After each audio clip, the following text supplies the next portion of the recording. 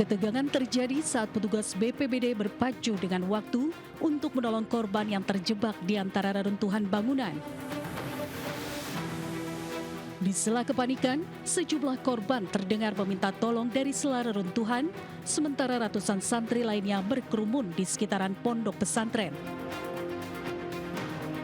Dengan peralatan yang ada, petugas dari kepolisian dan BPBD yang tiba di lokasi berusaha melakukan evakuasi kepada para korban.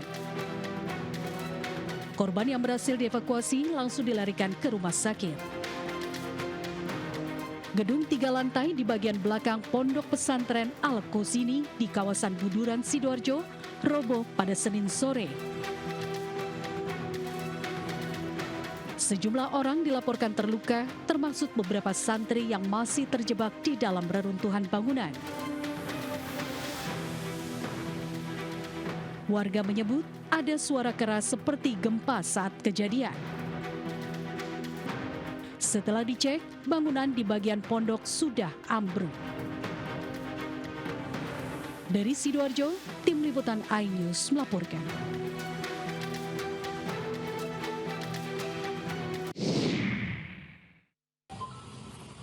Bang, turun.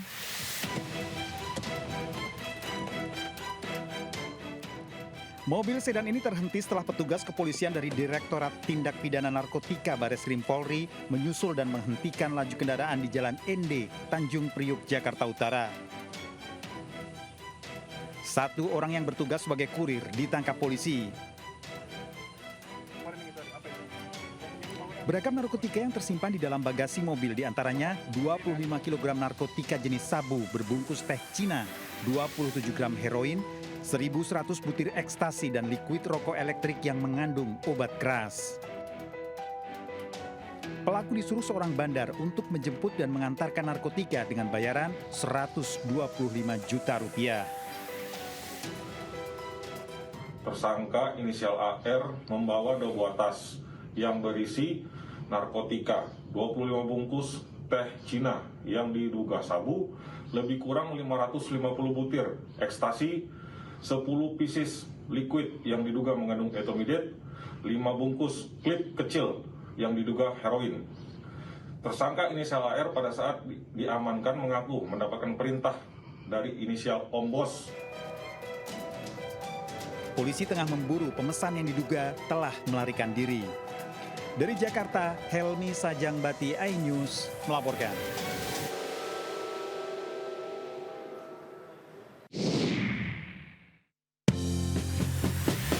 Selamat malam pemirsa, menemani istirahat Anda, tim redaksi kami telah menyiapkan beragam informasi menarik. Inilah Buletin iNews Malam selengkapnya.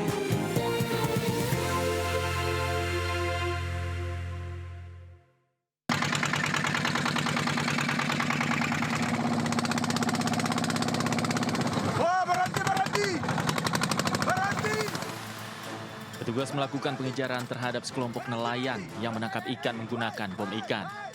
Polisi yang sedang melakukan patroli di perairan laut langsung mengejar nelayan tersebut hingga ke perairan Mawasangka, Kabupaten Buton Tengah, Sulawesi Tenggara. Aksi kejar-kejaran pun terjadi, namun para pelaku berhasil kabur dan meninggalkan perahunya di perairan. Pelaku dia melarikan diri dan berhasil menemukan sampan atau perahu. Dari perahu nelayan, polisi menemukan bom ikan dan alat menyelam yang digunakan para pelaku untuk menangkap ikan. Kini polisi masih melakukan penyelidikan untuk mengungkap para pelaku bom ikan yang meresahkan warga dan nelayan setempat. Dari Buton Tengah, Sulawesi Tenggara, Andi Eba, iNews melaporkan.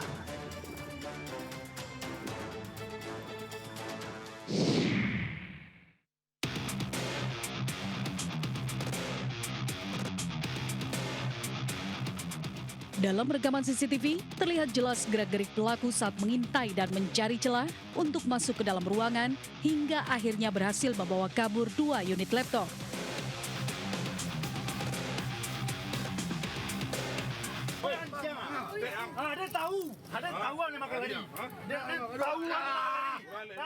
Aksi pelaku terekam CCTV sehingga memudahkan tim kelewang Satreskrim Polresta Padang untuk menangkap pelaku.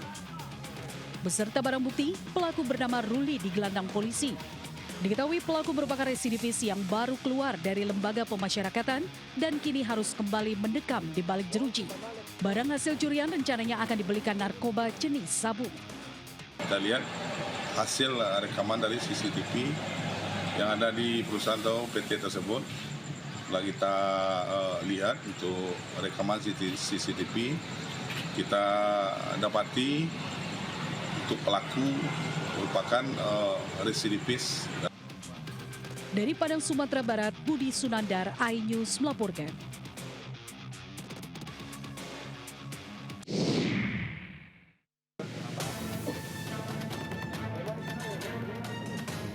Inilah AK, 32 tahun, seorang pria yang menggunakan kaos Provos Polri, terus memegang pistolnya bahkan usai dikepung oleh warga di Kelurahan Samata, Kecamatan Somba Opu, Goa, Sulawesi Selatan. Pelaku yang mengaku sebagai polisi ini nyaris dihakimi warga setelah meneriaki pengendara motor dan berniat menakut-nakuti warga dengan pistolnya. Polisi yang menerima laporan warga langsung mengamankan AK beserta pistol yang ternyata hanyalah korek api. Pelaku merupakan seorang security yang berjaga di salah satu perumahan di Kecamatan Palangga, Goa. Setelah kami amankan, kami bawa ke kantor. Senjata ini kami periksa dan ternyata benda yang menyerupai senjata api tersebut adalah senjata mainan atau yang biasa digunakan sebagai korek api. Akibat perbuatannya yang meresahkan, polisi gadungan ini masih menjalani pemeriksaan di ruang Satreskrim Polres Goa. Dari Kabupaten Goa, Sulawesi Selatan, Bugma, iNews melaporkan.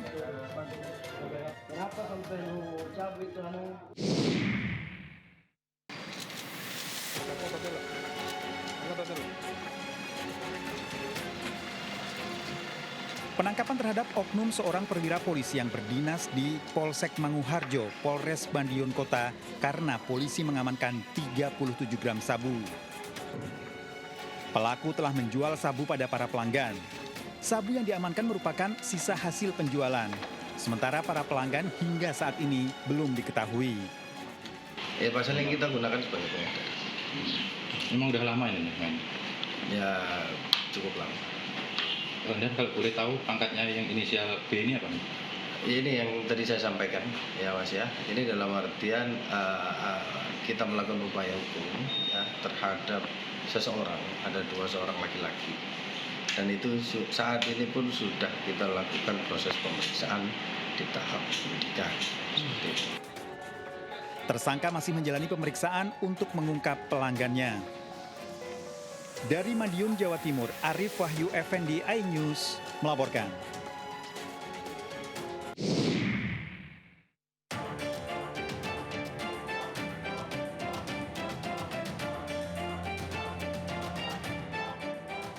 Inilah video rekaman CCTV yang memperlihatkan aksi seorang pria yang tiba-tiba mendekati seorang wanita merupakan calon penumpang bus di ruang tunggu lantai 2 Terminal Bus Purabaya Bungurasi, Waru, Sidoarjo.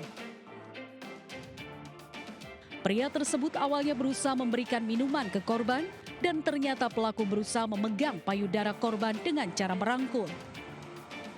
Di saat bersamaan, petugas keamanan terminal memergoki aksi tersebut dan langsung mengamankan pelaku serta menyerahkannya ke polisi. Dia melakukan kekerasan seksual terhadap korban tersebut. Modusnya yaitu dia melakukan membujuk rayu, menanya-nanya kepada korban, kemudian si pelaku melakukan perbuatan cabul yaitu meraba-raba. Untuk kepentingan pemeriksaan lebih lanjut, saat ini pelaku diamankan di sel tahanan Polresta Sidoarjo. Dari Sidoarjo, Jawa Timur, Pramono Putra, iNews melaporkan.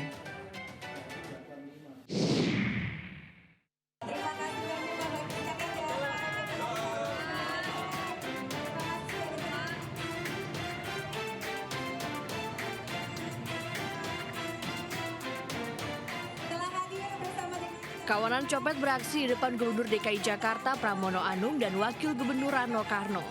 Peristiwa terjadi saat Pramono dan Rano hadir di puncak acara Abang None Jakarta di Taman Ismail Marzuki, Menteng, Jakarta Pusat pada Jumat malam. Keduanya beraksi dengan berpura-pura sebagai wartawan dan berbaur dengan para awak media yang tengah melakukan peliputan. Tertangkap kamera, dua pria diduga pencopet tengah mengoper sebuah ponsel curian.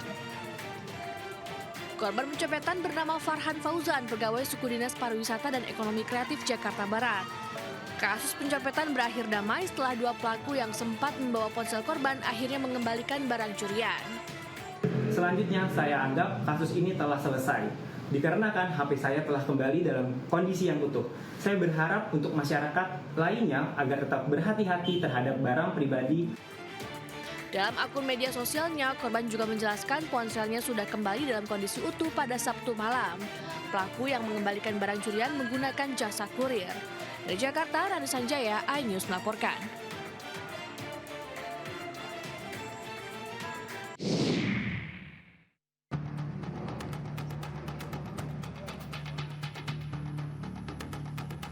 Warga desa Sindang Pandon, Kecamatan Sindang Jaya, Kabupaten Tangerang, Banten digegerkan dengan penemuan kerangka manusia di lahan kosong. Pada saat ditemukan, kerangka manusia berserakan beserta kain kafan yang sudah lusuh. Menurut warga, kerangka manusia ini pertama kali ditemukan oleh anak-anak yang sedang bermain. Mereka pun kemudian melaporkan ke warga sekitar. Anak-anak mentang layangan, terus katanya banyak kain kapan sama tulang, pada berantakan katanya. Emang di sini tempat pemakaman atau gimana? Iya, makam keluarga. Oh, Makam keluarga. Tahu keluarganya siapa? Nggak tahu keluarga saya dari sono. udah dari lama berarti Bu ini? Udah lama. Ternyata benar saja, kerangka yang ditemukan di lahan kosong yang dijadikan perumahan ini dulunya adalah pemakaman. Bahkan sebelum dilakukan proses penggalian untuk dijadikan perumahan, 30 makam sudah dipindahkan ke tempat pemakaman yang baru. Dulu pernah disebutnya makam jengkol, cuma saya batasnya kan nggak tahu, cuman pernah saya pindahkan semua karena ahli warisnya memang menjual tanah tersebut, dianggap bahwa itu tuh bukan tanah wakaf gitu ya. Akhirnya kita pindahkan, ini udah bener nih, udah pasti ya. Nah akhirnya kita pindahkan, tapi ke arah sini memang kita nggak tahu ke lapangan karena kan nggak beda seperti sana aja noh, jadi nggak kelihatan. Pihak desa Sindang Panon akhirnya memindahkan kerangka manusia ini untuk kembali dimakamkan di tempat pemakaman umum Kendal Bubuhan. Dari Kabupaten Tangerang, Banten, Aimarani, iNews melaporkan. Presiden Republik Indonesia dilanjutkan. Presiden Prabowo Subianto akui ada kekurangan dalam program makanan bergizi gratis. Prabowo juga tegaskan pemerintah berhasil selamatkan anggaran 300 triliun rupiah dan anggaran tersebut digunakan untuk program makan bergizi gratis. Prabowo juga menegaskan selama 11 bulan berjalan, program makan bergizi gratis berhasil menjangkau 30 juta penerima manfaat dari anak-anak dan ibu hamil di seluruh Indonesia. Presiden juga mengakui bahwa program MBG memiliki kekurangan, salah satunya kasus keracunan makanan, namun dengan persentase yang sangat kecil. Penerima manfaat, 30 juta anak dan ibu-ibu hamil, tiap hari menerima makanan. Bahwa ada kekurangan, iya. Ada keracunan makan, iya. Kita hitung, dari semua makanan yang keluar, penyimpangan atau kekurangan atau kesalahan itu adalah 0,00017%.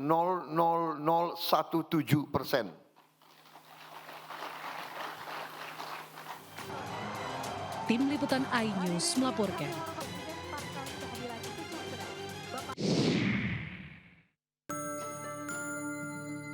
Usai viral di media sosial soal pencabutan ID card jurnalis Istana.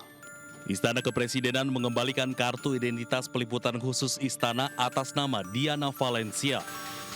ID card tersebut diserahkan langsung oleh pejabat Biro Pers Sekretariat Presiden kepada Diana Valencia pada Senin 29 September 2025. Menurut Deputi Bidang Protokol Pers dan Media Sekretariat Presiden, ID yang ditarik BPMI bukan ID profesional, melainkan ID khusus untuk akses liputan di Istana. BPMI Sekretariat Presiden juga menyampaikan permintaan maaf dan memastikan kejadian serupa tidak akan terulang kembali dan tetap menjunjung tinggi azas keterbukaan serta menjamin kebebasan pers sesuai dengan Undang-Undang Pers Nomor 40 Tahun 1999. Biro Pers dan Media tidak mengambil ID profesional Mbak Diana sebagai jurnalis.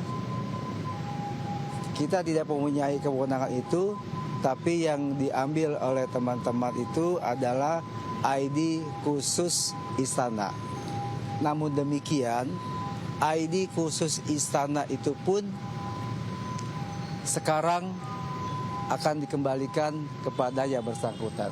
Disaksikan juga oleh pemimpin redaksinya, Bu Titin, dan langsung kami serahkan ID-nya Mbak Diana, kan Bu Titin. Kartu pers khusus peliputan di istana milik Diana sempat dicabut oleh Biro Pers karena diduga mengajukan pertanyaan terkait makan bergizi gratis saat Presiden Prabowo tiba dari kunjungan kenegaraan di Lanut Halim Perdana Kusuma, Jakarta. Dari Jakarta, tim liputan iNews melaporkan.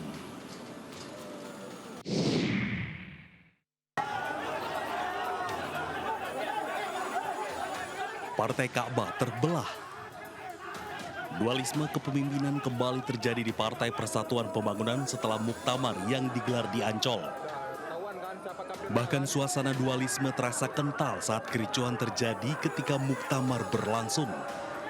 Dalam muktamar tersebut, Muhammad Mardiono terpilih menjadi Ketua Umum DPP P3 secara aklamasi. Mardiono disetujui oleh 1.304 muktamirin pemilik hak suara muktamar yang hadir. Landasan muktamar ini landasannya adalah anggaran dasar dan anggaran rumah tangga. Proses muktamar ini adalah panjang. Penetapan Mardiono sebagai ketua umum langsung ditolak oleh sebagian peserta muktamar. Bahkan Ketua Majelis Pertimbangan P3, Roma Hurmuzi, menyatakan penetapan Mardiono itu tidak sah. Romi kemudian mengumumkan bahwa mantan Menteri Perdagangan Agus Suparmanto terpilih menjadi Ketua Umum P3 periode 2025-2030. Saya akan membawa P3 ini menjadikan partai menjadikan besar dan membangkitkan dari tidurnya. Saling klaim dua kubu di tubuh P3 ini membuat Partai Ka'bah terbelah. Publik pun dibuat bertanya mana kubu yang abal-abal dan mana kubu pengurus P3 yang sah.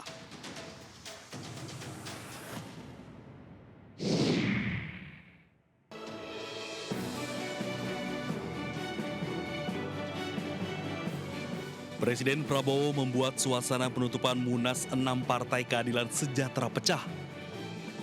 Hal itu terjadi saat Prabowo menyinggung soal PKS yang tidak mendukungnya saat menang Pilpres tahun 2024 lalu.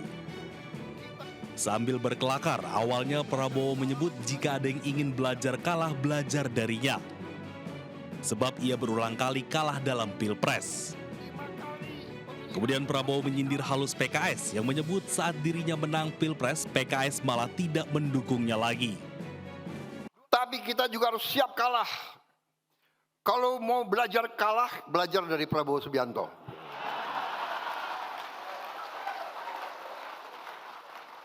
Lima kali pemilihan, 4 kali kalah. PKS ikut-ikut lagi.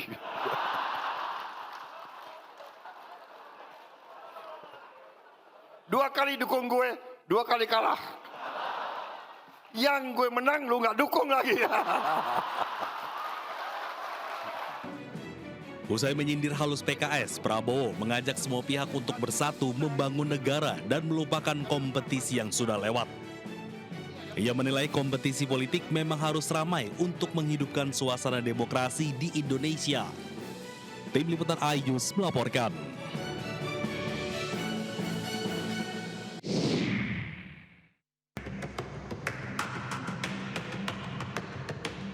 Pengasuh Pondok Pesantren Al-Mukminin Ruki, Abu Bakar Basir mengunjungi kediaman pribadi Presiden RI ke-7, Joko Widodo di Solo, Jawa Tengah. Abu Bakar Basir tiba di rumah Jokowi pada pukul 13:33 waktu Indonesia Barat. Kedatangannya langsung disambut Jokowi di depan rumah dengan mencium tangan dan langsung masuk ke dalam rumah. Pertemuan tersebut dilakukan secara tertutup berlangsung sekitar 20 menit. Dalam kesempatan itu, Abu Bakar Basir mengaku sebagai ulama memiliki kewajiban untuk memberikan nasihat. Abu Bakar Basir menyebut Jokowi merupakan salah satu tokoh yang kuat. Dirinya berharap Jokowi bisa menjadi pembela Islam yang kuat. Saya hanya menasehati Orang Islam itu wajib menasehati rakyat, pemimpin, dan orang kafir harus dinasehati.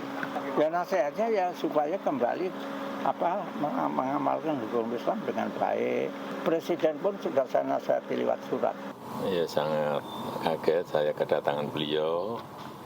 Intinya beliau menasihati saya untuk mengabdi pada Islam. Dari Solo, Jawa Tengah, Septiantoro, iNews melaporkan.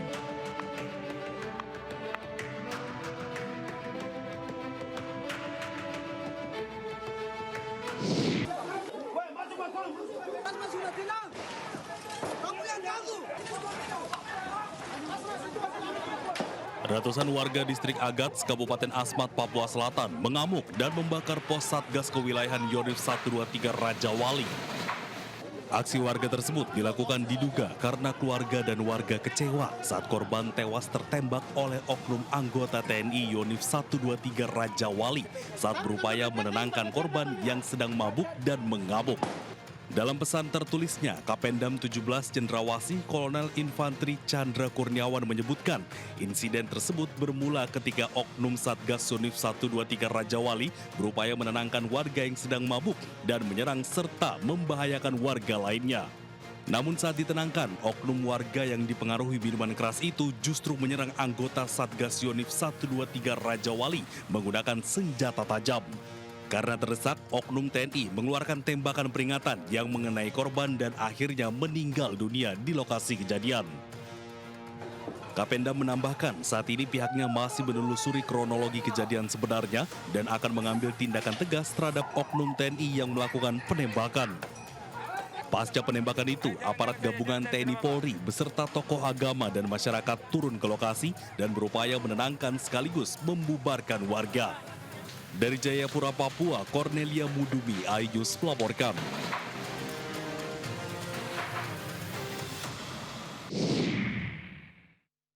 Info, pemadam bro, paret 9.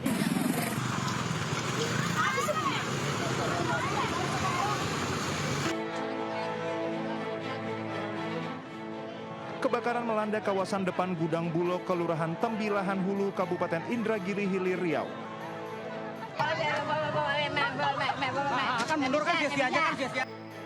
Api dengan cepat melahap 4 bangunan meliputi rumah, kios, bengkel, dan ruko hingga menimbulkan kepanikan warga sekitar.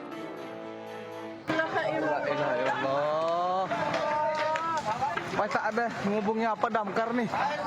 Aduh, ini bahaya nih Pak, rumah nih Pak, orang nih Pak. Kobaran api diduga berasal dari kios penjual bensin eceran. Astagfirullahaladzim, Masya Allah. 9 dekat Gang Sepakat Jaya. Seorang warga yang melintas mengaku kaget melihat kobaran api sudah membesar disertai asap hitam pekat. Tim pemadam kebakaran Kabupaten Indragiri Hilir segera diterjunkan ke lokasi. 4 mobil damkar bersama puluhan personil dikerahkan memadamkan api. Proses pemadaman berlangsung dramatis karena api cepat menjalar dari satu bangunan ke bangunan lain. Setelah petugas berjibaku lebih dari 1 jam, api akhirnya berhasil dipadamkan. Dari Kabupaten Indragiri Hilir Riau, Diki Kurniawan, iNews melaporkan.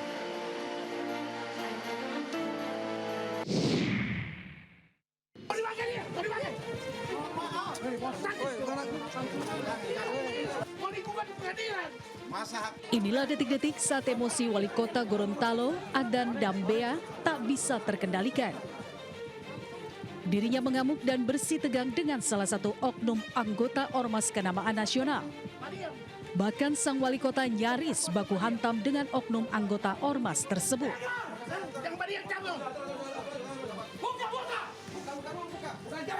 Terlihat juga beberapa orang yang berada di sekitar wali kota berusaha untuk melerai dan menenangkannya. Beberapa orang lainnya juga berusaha menenangkan oknum anggota Ormas tersebut. Kemarahan wali kota lantaran proyek nasional pembangunan kampung nelayan dihentikan pekerjaannya oleh sejumlah oknum Ormas. Upaya pemberhentian proyek karena adanya klaim dari warga yang merasa sebagai pemilik lahan di Kelurahan Leato Selatan, Kota Gorontalo. supaya mau kasih clear ini Grip Jaya. Jadi mereka di daerah-daerah justru menghambat pelaksanaan proyek di daerah-daerah. Jadi bukan membantu pemerintah daerah di dalam kegiatan pembangunan, tapi justru mereka menghalangi kegiatan pembangunan daerah. Mencegah adanya kasus serupa, Pemkot berharap pemerintah pusat bisa menertibkan ormas-ormas yang tidak mendukung pembangunan di daerah. Dari Gorontalo, Nur Faizi Allah Hasan, iNews melaporkan.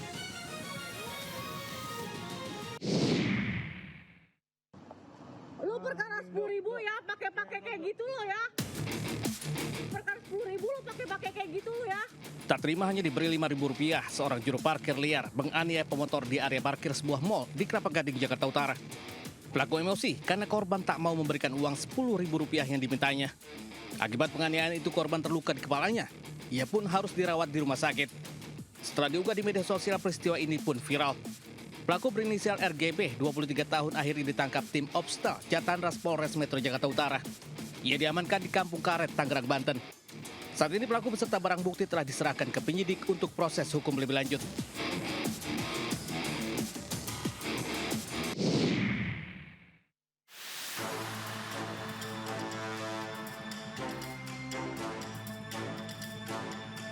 Seorang pria di kota Bandung, Jawa Barat nekat bertengger di belakang mobil pengangkut gas saat berjalan di jalan raya. Pria tersebut diduga mencuri gas LPG 3 kg muatan mobil tersebut. Kejadian itu sontak menarik perhatian masyarakat dan pengendara lainnya hingga video tersebut viral di media sosial. Aksi nekat tersebut diduga terjadi di Jalan Terusan Jakarta, N. Kiara Condong, Kota Bandung. Namun pelaku yang diketahui membawa senjata tajam itu gagal mencuri gas LPG 3 kg dan langsung kabur. Kejadian itu juga dibenarkan oleh pihak Polsek Kiara Condong.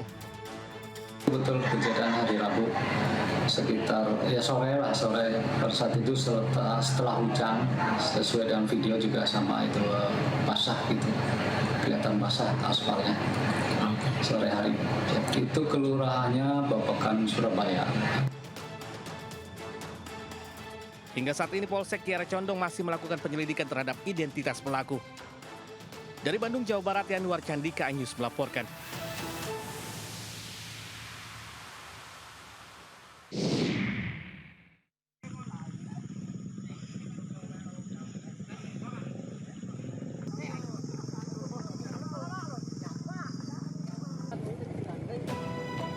Seorang ibu warga desa Pau-Pau, Kecamatan Alu, Kabupaten Polewali Mandar, Sulawesi Barat yang baru melahirkan bayi kembar harus ditandu menuju rumah sakit.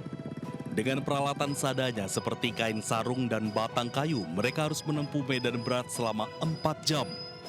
Peristiwa berawal saat Ella, warga dusun Pusu, melahirkan di fasilitas kesehatan desa, namun setelah melahirkan secara normal, ternyata baru diketahui Ella mengandung anak kembar dan satu bayi lagi masih di dalam kandungan Ella.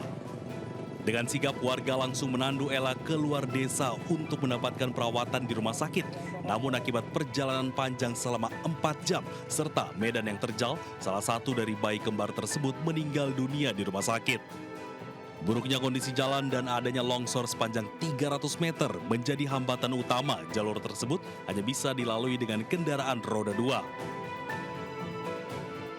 Kami harus menandu pasien dari Dusun Pusu yang berjarak sekitar 13 km yang ditempuh selama sekitar 3-4 jam. Kondisi jalan rusak dan medan terjal membuat warga desa kesulitan setiap kali ada warga yang sakit atau akan melahirkan, sehingga warga harus ditandu menuju rumah sakit atau fasilitas kesehatan di luar desa. Warga berharap pemerintah turun tangan untuk memperbaiki akses jalan sejauh 18 km menuju fasilitas kesehatan terdekat. Dari Polewali Mandar, Sulawesi Barat, Zuhair Zainal, iNews melaporkan.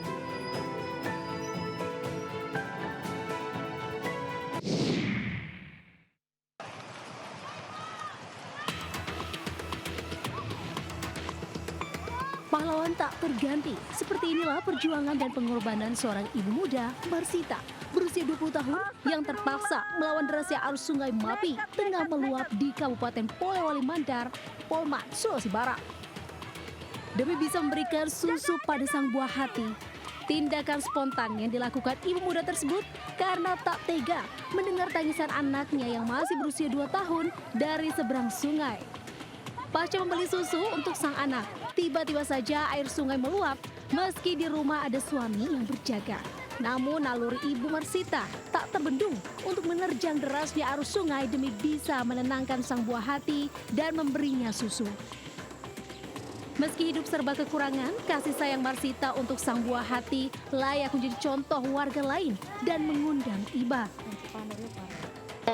Anak saya masih kecil, saya harus pulang karena dia nanti nangis, mau minta susu. Saya rela apapun demi anak saya. Anak saya kan masih kecil. Tak sedikit warga sekitar yang merekam aksi nekat Marsita yang berjuang keras menyeberangi sungai tanpa menghiraukan faktor keselamatan dirinya. Warga bersorak-sorai turut menyemangati ibu muda tersebut. Sejak lama, warga di desa ini harus mengandalkan rakit untuk melintasi sungai karena tidak ada jembatan penghubung ke 3 desa lain. Warga sehari-hari harus berjuang resiko nyawa untuk beraktivitas. Dan warga berharap ada perhatian serius pemerintah daerah maupun pusat untuk membangun jembatan. Dari Polewali Mandar, Sulawesi Barat, Hozair Zainal melaporkan.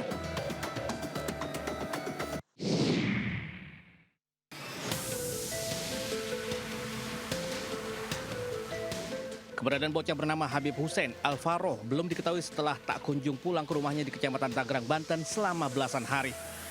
Berdasarkan informasi yang beredar, seorang teman melihat korban berada di sekitar Mall Robinson di Jalan Dan Mogot. Sebelumnya Habib Hussein Alvaro berusia 10 tahun izin keluar ke rumah kepada orang tua angkatnya untuk menginap di rumah ayah kandungnya. Namun sampai saat ini Habib Hussein Alvaro belum ditemukan. Orang tua menduga anaknya dibawa kabur badut jalanan. Jadi saya mah nanya ke bapaknya, Jul anaknya di mana? Nggak ada mbak, kata begitu. Udah begitu. Jadi kalau saya mah khawatir, takut kemana. Nanya ke teman-temannya, katanya sama badut. Gitu. Orang tua angkat korban pun melaporkan kejadian ini ke aparat kepolisian dan berharap anak tersebut bisa segera ditemukan. Dari Tangerang, Banten, Sukron Anyus melaporkan.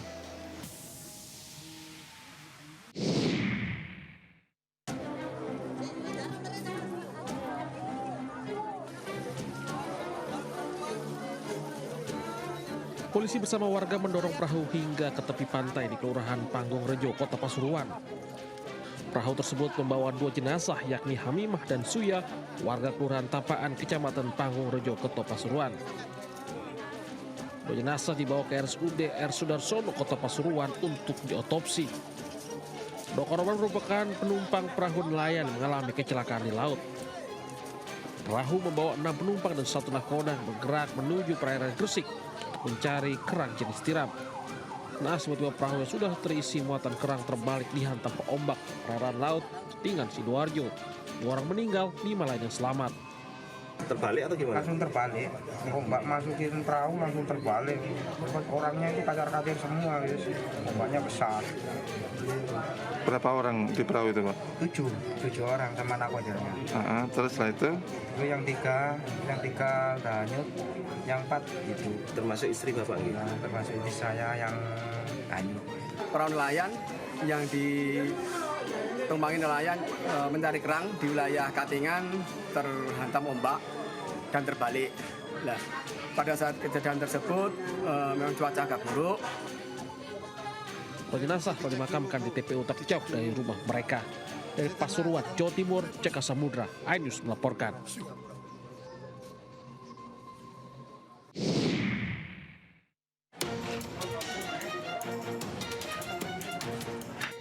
Warga Kertasari, Kabupaten Ciamis, Jawa Barat digegerkan dengan penemuan sesosok jasad pria yang sudah membusuk di sebuah kontrakan. Pria ini sudah mengkontrak di daerah Kertasari, Ciamis selama lebih dari 2 tahun. Kematian korban diketahui setelah tetangga korban curiga dengan bau tak sedap di sekitar kontrakan. Tetangga korban pun langsung mengetuk pintu kontrakan, namun tak ada jawaban dari dalam kamar. Bu, ini Pak Irwan nggak kelihatan dari kemarin gitu kan. Tapi kamarnya nggak digembok, motornya juga ada. Ya udahlah katanya dilihat, kata. Lihatlah si ibu bawa ini tangga tuh, steger. Dia naik, pas kelihatan ada setengah badannya, matanya dibongkar lagi jendela, baru ketahuan gitu. Setelah mendapat laporan penemuan jasad, tim Inafis Satreskrim Polresta Ciamis langsung menggelar olah TKP. Kami belum bisa memastikan karena memang kondisi di kamar itu kondisi gelap, sehingga hari ini kita bawa ke RSUD Ciamis untuk dilihat fisik luarnya. Sementara itu, jasad korban dievakuasi ke RSUD Ciamis untuk diperiksa. Polisi juga telah memeriksa sejumlah saksi untuk menyelidiki penyebab kematian korban. Dari Ciamis, Jawa Barat, Acep Muslim, iNews melaporkan.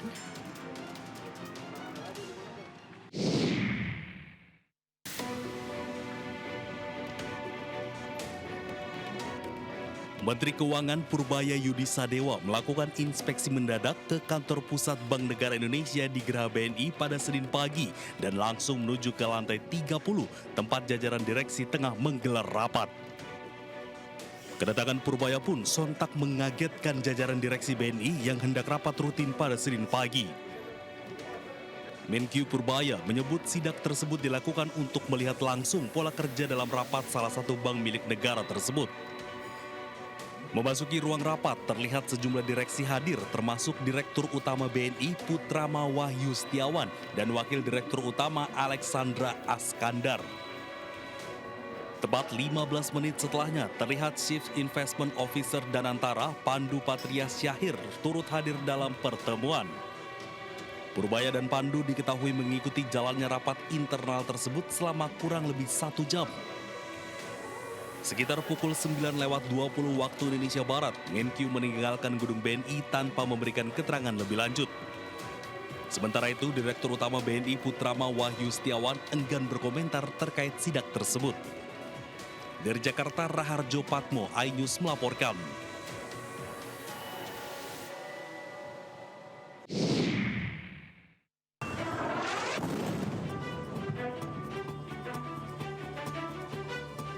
Hingga saat ini wilayah Gaza Palestina masih menerima bombardir tentara Zionis Israel. Gedung pencakar langit di Gaza dilululantakkan militer Israel. Bahkan tak segan-segan kawasan permukiman pun menjadi sasaran penyerangan rudal. Menurut mantan Kepala Staf Umum Angkatan Bersenjata Israel, sedikitnya 200.000 warga Palestina di jalur Gaza tewas atau luka-luka karena serangan militer Israel. Israel menegaskan operasi militer Israel di jalur Gaza tidak sekalipun dihalangi oleh nasihat hukum. Namun pejuang kemerdekaan Palestina tidak hanya berdiam diri. Beberapa di antaranya melawan dengan meluncurkan mortir dengan sasaran kendaraan militer tentara Israel. Data sementara dari Kementerian Kesehatan Gaza mencatat sebanyak 64.718 orang tewas dan 163.589 orang luka-luka akibat serangan di Gaza sejak 7 Oktober 2023.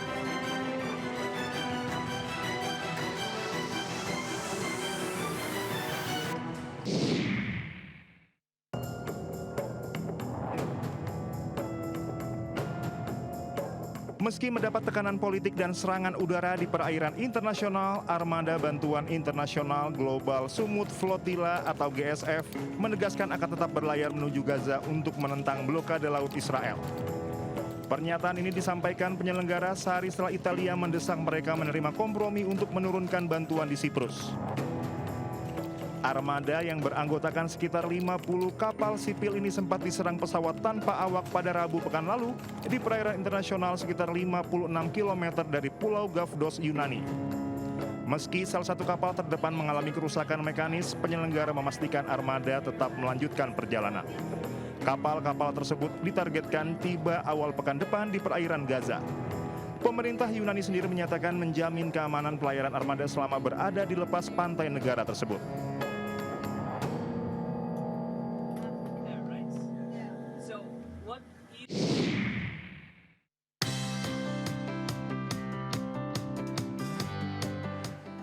Melalui program Generasi Cerdas Anak Bangsa, MNC Peduli terus tunjukkan komitmennya dalam mengembangkan potensi minat media kreatif dan teknologi digital. Pada sesi inspirasi bertajuk Peluang Berkarya di Dunia Animasi, Direktur Utama MNC Animasi sekaligus Ketua Harian MNC Peduli, Jessica Tanusudibyo hadir sebagai guru tamu. MNC Peduli bersama MNC Animasi juga menggelar lomba konten bertema peduli lingkungan dan melek literasi yang diikuti siswa-siswa SMK 16 Jakarta Pusat jurusan Desain Komunikasi Visual. Anak-anak SMK 16 ini memiliki potensi yang sangat besar dan tentunya saya harap mereka bisa terus menekuni skills, both hard skills dan soft skills, mengembangkan diri sebagai animator ataupun scriptwriter ataupun untuk voice over, untuk acting gitu. Karena ini semua skills-skills yang dibutuhkan di dunia animasi gitu. Pada aksi di bidang literasi dan pendidikan ini, Jessica Tanusudibyo juga mendorong siswa-siswi SMK 16 Jakarta untuk mengembangkan soft skill agar memiliki kepekaan sosial dan lingkungan yang tinggi. Saya sangat berterima kasih sekali kepada MNC Peduli yang telah hadir di SMK 16 sebagai inspirasi buat anak-anak kami. Semoga anak SMK 16 semakin bisa menambah keterampilannya, berjuang untuk masa depannya. Apa yang dibahas oleh Ibu Jessica itu benar-benar membuat kita anak-anak SMK jadinya terinspiratif. Jadinya buat di masa depan kita udah punya pikiran kita mau kemana gitu. MNC Peduli juga mendukung generasi penerus bangsa agar mampu menghadapi tantangan masa depan dengan menanamkan kesadaran akan isu-isu literasi dan lingkungan. Dari Jakarta, Rizky Ihwal, Muhammad Fakih Satrio Ainis melaporkan.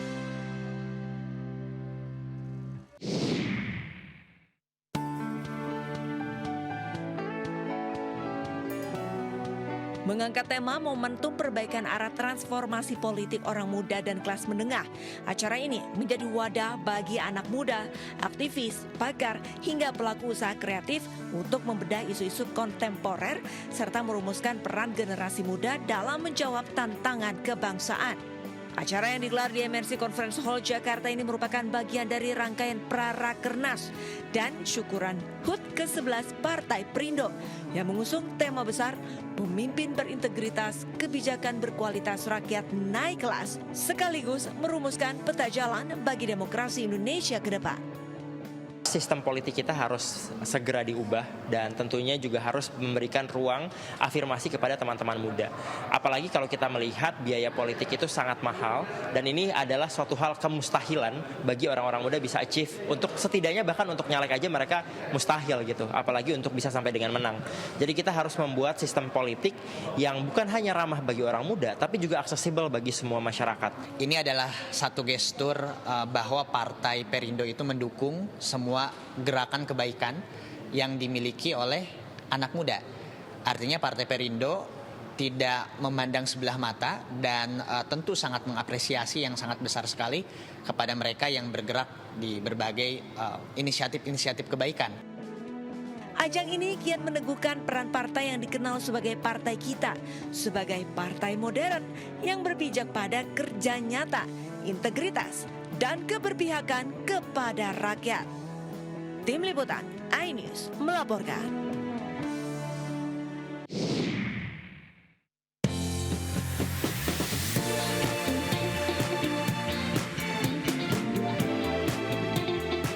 Informasi tadi sekaligus mengakhiri perjumpaan kita malam hari ini. Pemirsa GTV, semakin mudah mendapatkan informasi terkini dari penjuru negeri, cukup scan QR Code di layar TV Anda untuk menyaksikan Buletin iNews. Saksikan tayangan GTV di mana saja melalui RCTI Plus. Selamat malam dan sampai jumpa.